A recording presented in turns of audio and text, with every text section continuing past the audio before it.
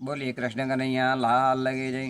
श्रीमदस्तुतिगुणस्थालिनं चिदिचिदि व्याप्तं जदेहि व्याकृतिं जीवे साक्षरमुक्तकोटिसुखदं नैकावतारातिपं ज्ञेयं श्रीपुरुषोत्तम मुनिवरे वेदार्धकीर्तं विभुं तन्मूलाक्षरयुक्तमेव सहजानन्दं च वन्दे श्रद्धा। एक वखते काशीनी अंदर 5 ब्राह्मणों એ પોતે વિદ્યાભ્યાસ કરવા માટે ગયા. એટલે ત્યાં એમણે પોતે એ વિદ્યાભ્યાસ પૂજાપાઠ કરવાનો, કથા સત્સંગ કરવાનો એમણે શીખી લીધું. ત્યાર પછી એ પોતે 5 જે બ્રાહ્મણો હતા એ મહાવિદ્વાન પંડિત બની ગયા. અને પોતે એ ભણ્યા પછી એ પોતે પોતાના વતન એ આવતા હતા. તેવા સમયે એમને વિચાર આવ્યો કે આપણે વિદ્વાન તો બન્યા ખરા, પરંતુ આપણને કોઈ પૂછશે કે તમારા ગુરુ કોણ છે, તો આપણે ગુરુ બનાવવા પડે. એટલે આ જે 5 વિદ્વાનો હતા એમણે વિચાર્યું. તો એ રસ્તામાંથી પસાર થતા હતા રસ્તે થઈને, તેવા સમયે એક ઘેટાવાળો ભરવાડ એ પોતે ઘેટો એ ચારતો હતો. એટલે આ જે પંડિતો હતા 5 કાશીથી જે ભણીને આવ્યા હતા મહાવિદ્વાન, એમણે કહ્યું ભરવાડને કે અમારે તમને ગુરુ બનાવવા છે. એટલે તો ભાગી ગયું. એટલે જેમ તેમ કરી અને એને પાછું પકડી લાયા અને વાત કરી, તું અમારી વાત તો સાંભળ ભાઈ. જો અમે 5 વિદ્વાનો છીએ, કાશી નગરીની અંદર અમે ભણીને આવ્યા છીએ, એટલે અમે તને ગુરુ બનાવીએ. એટલે પેલા ભરવાડે વિચાર કર્યો, હે ગુરુ બનવાનું એટલે મારે શું કરવાનું?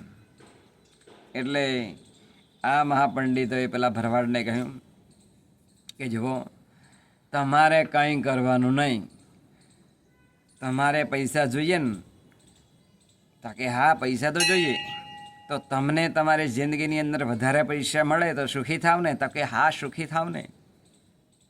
એટલે અમારે તમને ગુરુ બનાવવા છે, પણ એક શરતે. બોલે શું? પેલો ગુરુ જે બનવાનો હતો ભરવાડ એણે કહ્યું કે મને તો કંઈ બોલતા આવડતું જ નથી. કારણ કે ગુરુ એ બને કે જેને એ સામેની વ્યક્તિને ઉપદેશ આપતો હોય, સંસ્કાર આપતો હોય, સત્સંગ કરતો હોય, આવો હોય એ ગુરુ બની શકે. પરંતુ મને તેવું કંઈ આવડતું નથી. ત્યારે આ જે પંડિતોએ ભરવાડને કહ્યું કે તમારે એક પણ શબ્દ બોલવાનો નહીં. અમે કહીશું કે અમારા ગુરુએ મૌન ધારણ કર્યું છે, એટલે સંયમની અંદર રહે છે અખંડ 24 કલાક. એટલે તમારે કોઈ પણ જગ્યાએ બોલવું નહીં. એટલે આ જે ભરવાડ હતો એ તો સંમત થઈ ગયો અને કહ્યું કે તો મને ગુરુ બનાવો. જો રોજ સારું સારું ખાવા મળતું હોય અને રૂપિયા મળતા હોય તો મારા બાપનું શું જાય? હું ગુરુ બનવા તૈયાર છું. આમ કરી અને આ ભરવાડને ગુરુ બનાવી દીધું. હવે ગામે ગામ આમ જે પંડિતો હતા કાશી નગરીની અંદર ભણીને આવ્યા હતા વિદ્વાનો, એ ગામે ગામ જાય, સત્સંગ કથા વાર્તા કરે, પારાયણો કરે, કથાઓ કરે. આમ કરતાં કરતાં એક વખત રાજાને ખબર પડી. એટલે રાજાએ આ પંડિતોને બોલાવ્યા અને પૂછ્યું કે તમે આ પંડિતાઈ શીખ્યા છો, પરંતુ તમે તમારા જીવનની અંદર ગુરુ કર્યા છે? બોલે હા કર્યા છે ને. તો ક્યાં છે તમારા ગુરુ? બતાવો અમને.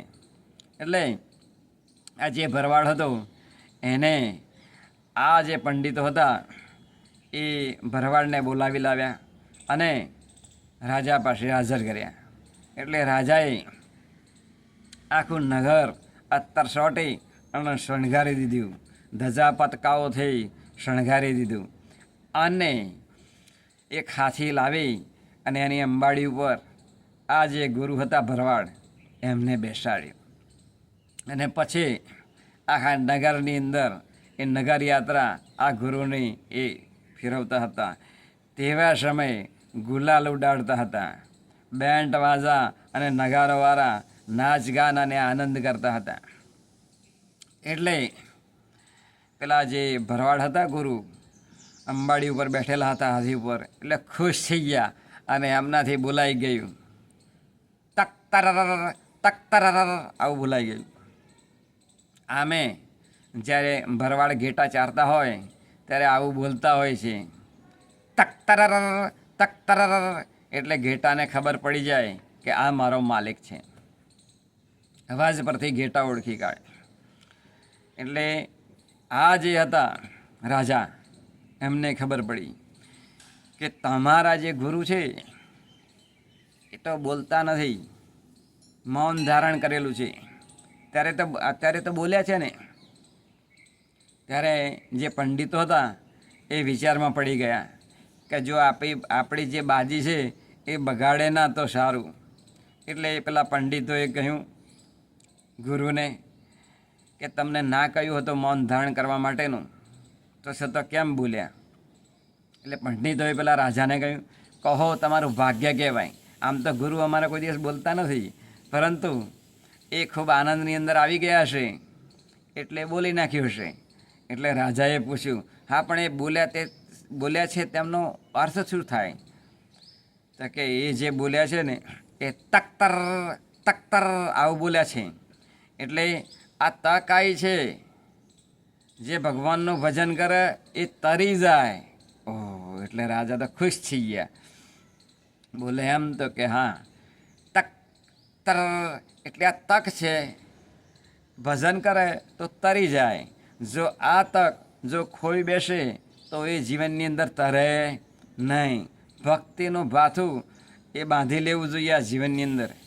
એ માટે અમારા ગુરુ એ બોલ્યા છે એટલે તમારું અહોભાગ્ય કહેવાય. એટલે જે પેલા રાજા હતા એ તો ખુશ થઈ ગયા. કહો ખરેખર ખૂબ સારી બાબતની વાત કરી આજે ગુરુએ.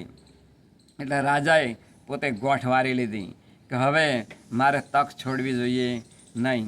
એટલે આ જે રાજા હતા એ આ જ્યારે નગર યાત્રા પૂરી થઈ ત્યારે પોતે એ નગર છોડી, રાજપાટ છોડી અને પોતે જંગલની અંદર એ પૂજા પાઠ કરવા માટે, ધ્યાન કરવા માટે એ નીકળી પડ્યા.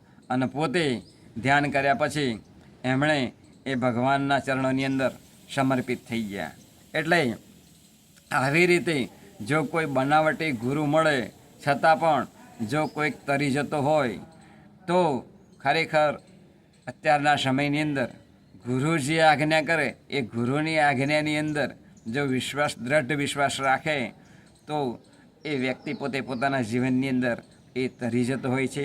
માટે આપણે આપણા ગુરુના વચનોની અંદર વિશ્વાસ રાખી અને એ પ્રમાણેનું આપણે જીવન જીવીએ તો ખરેખર આપણે પણ ભગવાનના ચરણોની અંદર સમર્પિત આપણું જીવન કરી શકીએ. એ જ આજના શબ્દને પ્રથમ બોલે કૃષ્ણ કનૈયા લાલ કી જય.